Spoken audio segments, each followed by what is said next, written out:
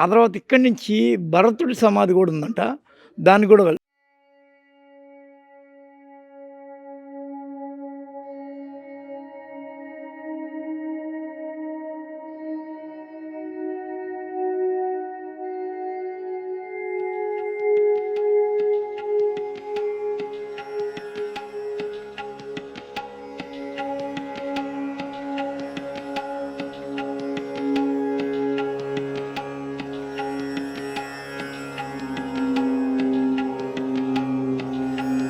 అయోధ్యలో ఈ పరిసర ప్రాంతాలు గ్రామీణ వాతావరణంలోకి వెళ్తే మనకి ఇక్కడ కొన్ని అందమైన దృశ్యాలతో పాటు కొన్ని అందమైన ఆహారపు అలవాట్లు కూడా కనిపిస్తాయి. ఇక్కడ సమోసాతో పాటు మిర్చి చట్నీ కూడా ఇస్తాడు. అది ఒకసారి తింటే మీరు అద్భుత. టూరిజాన్ని బాగా ఇంప్రూవ్ చేయాలంటే ఉండాల్సిన పెద్ద యాటిట్యూడ్, హాస్పిటాలిటీ, ప్లీజింగ్ నేచర్ ఉండాలి. ఇది ఎక్కువగా ఉన్న చోట పర్యాటకం బాగా వర్ధిల్లుతుంది. మరి ఇక్కడికి వెళ్తే వాళ్ళు మనల్ని బాగా ఆదరిస్తారు అన్న అభిప్రాయం టూరిస్ట్ కలిగితే వాడు ఒకటికి 10 మందిని తీసుకొస్తాడు, లేకపోతే 10 మందికి చెప్తాడు. ఇది చాలా ఇంపార్టెంట్ టూరిస్ట్ అట్రాక్షన్లో, అది గుర్తుపెట్టుకోవాలి. బట్ మనం చూస్తున్నాము అయోధ్యకి ఒక 20-30 కిలోమీటర్ల దూరంలో ఉన్న భరత్ కుండ్. ఇది ఇక్కడ భరతుడు ఈ అయోధ్యని పరిపాలించిన భరతుడే. ఆయన యొక్క మహల్, ఆయన యొక్క ఆనవాళ్ళు, ఆయన హిస్టరీ ఇక్కడ కనిపిస్తుంది. ఇది దశరథ మహారాజు సమాధికి ఓ 15 కిలోమీటర్ల దూరంలో ఉంటుంది. ఎందుకంటే అయోధ్య మహారాజుకి ఎప్పుడైతే భరతుడికి పట్టాభిషేకం చేయాలని కైకేయి అడిగిందో, ఆ వెంటనే దశరథుడు ఒక్కసారిగా హతాశుడైపోయి అసువులు ప్రాణాలు కోల్పోయిన పరిస్థితి. అలా తర్వాత భరతుడు తన అన్న రాముడి దగ్గరికి వెళ్ళి పాదుకలు తెచ్చుకొని, ఆ పాదుకలు ఇదే భరత్ కుండ్ పాదుకలు తెచ్చుకొని పట్టాభిషేకము వాటికి చేసి వాటిని పెట్టి పరిపాలించిన భరతుడి యొక్క చరిత్ర కూడా చాలా పెద్ద సుదీర్ఘమైంది. ఇక్కడ భరత చరిత్రని తెలుసుకోవాలి, భరతుడి యొక్క గొప్పతనం తీసుకోవాలంటే ఈ భరత్ కుండ్కి రావాల్సిందే. భరత్ కుండ్ అనేది ఇక్కడ ఒక పెద్ద తటాకం ఉంది, దానిలో టూరిజం కూడా ఉంది. చూడండి, ఏవో ఇక్కడ పూజలు, పిండ ప్రదానం ఇవన్నీ చేస్తున్నట్టుగా మనకు కనిపిస్తుంది. భరత్ కుండ్ యొక్క గొప్పతనం ఏంటో మరిన్ని వివరాలని లోపలికి వెళ్ళి తీసుకున్నాం పదండి. ఇది దశరథుడి యొక్క సమాధి కన్నా చాలా పెద్దదిగా ఉంది.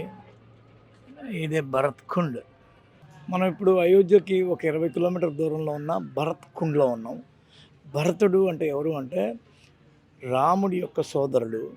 రాముడు వనవాసానికి వెళ్ళినప్పుడు భరతుడు తన అన్న యొక్క పాదుకల్ని పెట్టుకొని ఈ అయోధ్య మహాసామ్రాజ్యాన్ని ఏలినవాడు.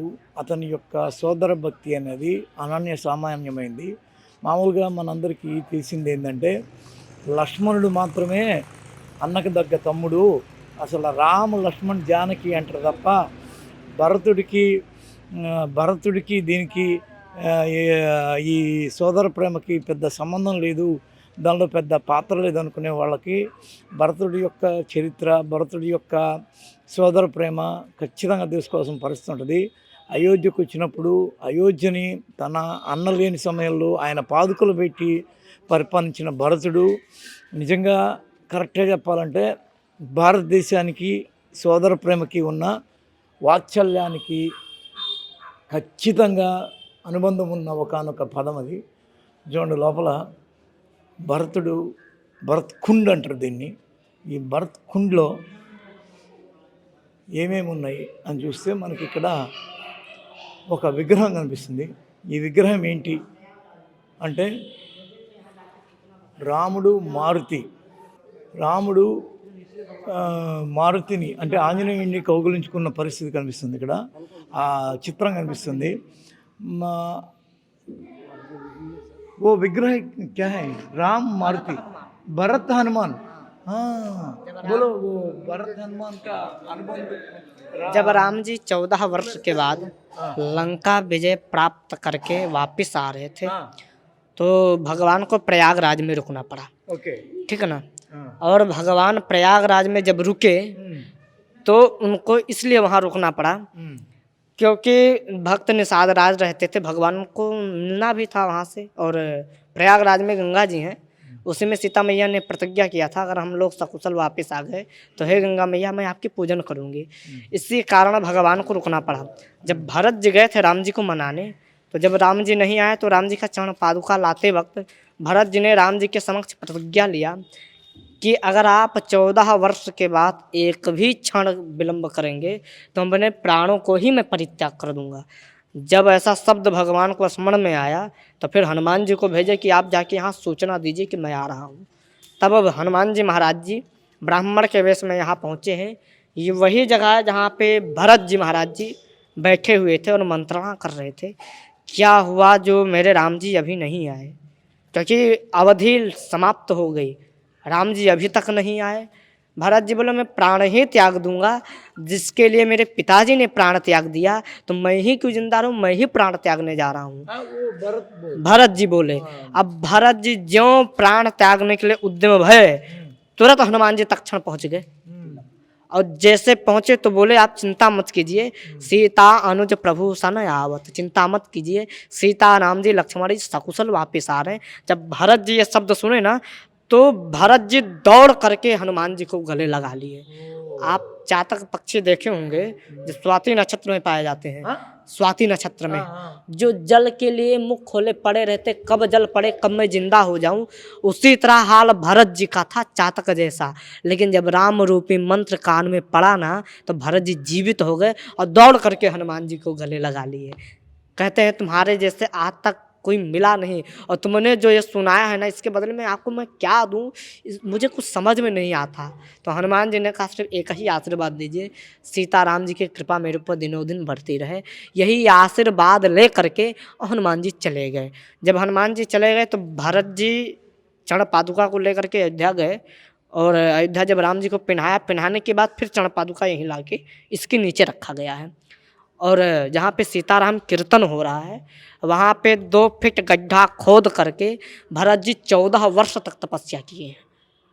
ठीक है ना। तो फिर उसके बाद भरत जी महाराज जी ये जो पंचामृत आपको दिखाई पड़ रहा है 5 प्रकार के अलग अलग हैं। ये राज तिलक है, ये महाअभिषेक, रुद्र अभिषेक, ये राजभोग है और ये मधुपर्क है। पंचामृत 5 प्रकार के अलग अलग हैं। जब राम जी आए थे ना तो उन्हें इसके यही अभिषेक किया गया था। ठीक। और फिर उसके बाद भरत जी जब अयोध्या में गए तो ढिंढोरा पिटवा के सूचना दिए कि राम जी लक्ष्मण जी सीता जी आ रहे हैं। तो सब लोग जो जैसा था वैसा छोड़ करके, भाई कौन नहीं चाहेगा भाई राम जी को देखें। भाई ये जो राम मंदिर बन रहा था कौन नहीं चाह रहा था कि मैं अपने आंखों से भगवान को प्राण प्रतिष्ठा होते देख लूं। सब लोग चाह रहे थे ना। तो वैसे ही अयोध्यावासी चाह रहे थे कि हम राम को देख लें। सब लोग धाये धाम काम सब त्यागी, मनहु रंक निधलु तन लागी। सब लोग छोड़ जैसे थे सब वैसे दौड़ पड़े। तो किसी ने उसी में से पूछा कि भाई आपको ये सूचना किसने दिया कि राम जी लक्ष्मण जी सीता जी सकुशल आ रहे हैं। तब भरत जी ने कहा अरे बजरंगी लाए खबरिया, राम आए नगरिया, बजरंगी लाए खबरिया, राम आए नगरिया। जय श्री राम।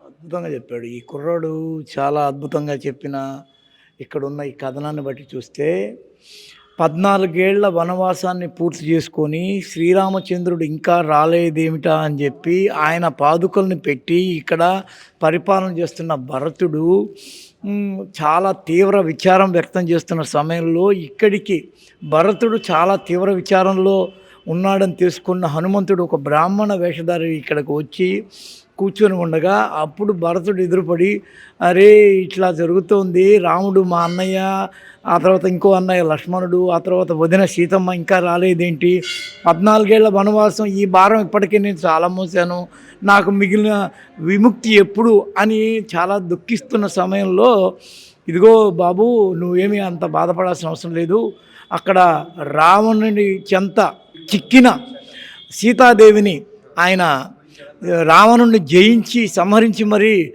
అయోధ్య వైపు వస్తున్నారు, మీరేమి కంగారు పడకండి అని చెప్పి భరతుడికి ఒక శుభవార్తని హనుమంతుడు ఇచ్చిన పరిస్థితుల్లో వెంటనే అది గ్రహించిన భరతుడు నా అన్నయ్య వచ్చేస్తున్నాడా అని చెప్పి ఆయన్ని హనుమంతుడిని కౌగులించుకున్న దృశ్యం మనం ఇక్కడ చూడొచ్చు.